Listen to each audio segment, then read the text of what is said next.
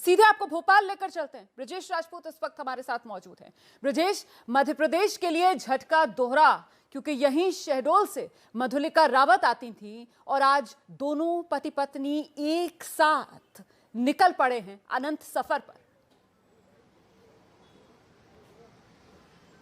बिल्कुल रुबाना, आपने सही कहा कि मध्य प्रदेश के लिए तो ये बहुत बड़ा झटका है, क्योंकि जो जनरल साहब थे, हमारे मध्य प्रदेश के दामाद थे, उनके जो शहडोल के सुहागपुर रियासत थी, वहाँ उनकी शादी हुई थी। मधुलिका जी यहीं की थी और उनके जो ससुर साहब थे यहाँ से कई दफ़ा विधायक रहे थे। और यही वजह है कि भोपाल में कांग्रेस दफ्तर के सामने यहाँ कुछ युवाओं ने श्रद्धांजलि समारोह का आयोजन किया हुआ है। मोमबत्तियाँ जलाई गई हैं और जितने सारे शहीद हुए हैं सबको श्रद्धा सुमन अर्पित की जा रही है। और ये सारे लोग कह रहे हैं कि निश्चित ही जनरल तुम बहुत याद आओगे।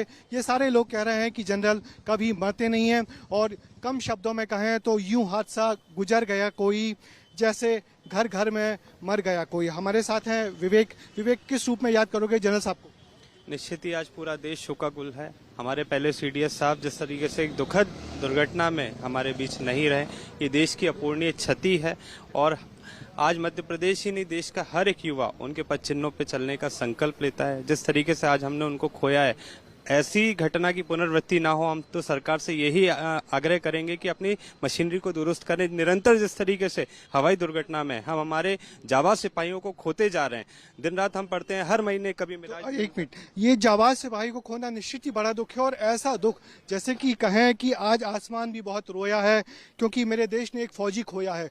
फौजी एक नहीं, 13 फौजी इस दुर्घटना में, इस हादसे में नहीं रहे। और देखिए कैसे लोग, युवा उनको याद कर रहे हैं। हमारे साथ जेपी धनोपिया जी। धनोपिया साहब, कैसे याद करोगे जनरल साहब, उनकी पत्नी मधुलिका जी को और बाकी सारे हमारे सैनिकों को? देखिए, सीडीएस जनरल बिपिन रावत साहब इस देश के अंदर बहुत जाना पहचाना नाम था।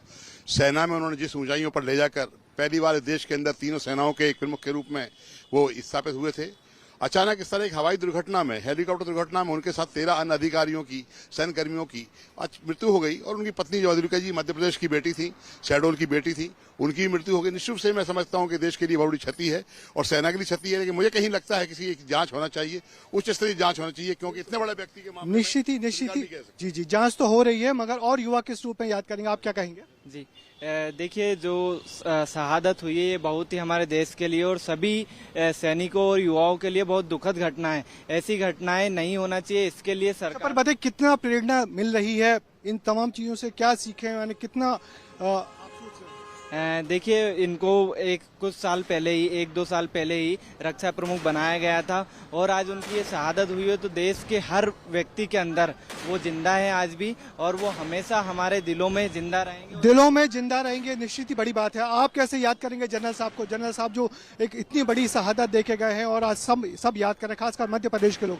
मध्य प्रदेश के लोग कैसे याद करेंगे? सब मध्य प्रदेश ही नहीं, मैं कहता हूँ ये पूरा देश भर के लिए एक बहुत भावुक पल है। आज हमारे देश के 14 सैनिक सीडीएस हमारे जो रावत सर हैं वो चले गए आज। ये हमारे देश के लिए एक बहुत बड़ी क्षति है। मैं कहता हूँ कि देश इससे उभर पाना एक बहुत बड़ा दिक्कत रहेगी। मैं कहता हूँ कि जल्दी ये निश्चित ही बड़ी बात है कि जैसे है सबकी आंखों में पानी, याद रहेगी सबको ये कुर्बानी। तो निश्चित ही ये जो बड़ी कुर्बानी है लोग कभी भुला नहीं पाएंगे, खासकर हम मध्य प्रदेश के लोग, क्योंकि मधुलिका जी यहीं की रहने वाली थी, मध्य प्रदेश की। और जनरल विपिन रावत हमारे मध्य प्रदेश के दामाद थे। और सबसे बड़ी बात जो आपने शुरुआत में कहा कि वो आम जनता के पब्लिक जनरल थे। कभी लगता ही नहीं था कि एक सैनिक और एक सामान्य जनता, एक सामान्य आदमी में जो दूरी होना चाहिए वो उनकी मधुर मुस्कान से दूर हो जाती थी। लगता था कि वो आम पब्लिक जनरल थे। तो पब्लिक जनरल थे, इसी लोग उनको इतना चाहते थे, इसलिए उनको रह के इतना याद कर रहे हो। ऐसा लग रहा है कि जैसे हमारे घर का ही कोई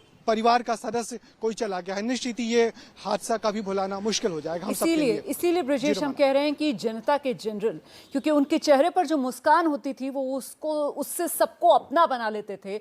और हम यही कह रहे हैं कि ये जो क्षति हुई है वो अभूतपूर्व है, क्योंकि इससे पहले कभी ऐसा हुआ नहीं कि देश का सिटिंग जनरल इस तरीके से चला गया हो। और वो कहते हैं ना कि यूं तो हमेशा कोई साथ रहता नहीं, लेकिन इस तरीके से भी कोई जाता नहीं। जिस तरीके से जनरल बिपिन रावत चले गए, जिस तरीके से मिसेस मधुलिका रावत चली गई, जिस तरीके से वो बाकी 11 वीर चले गए जो उस MI-17 चॉपर में उनके साथ थे।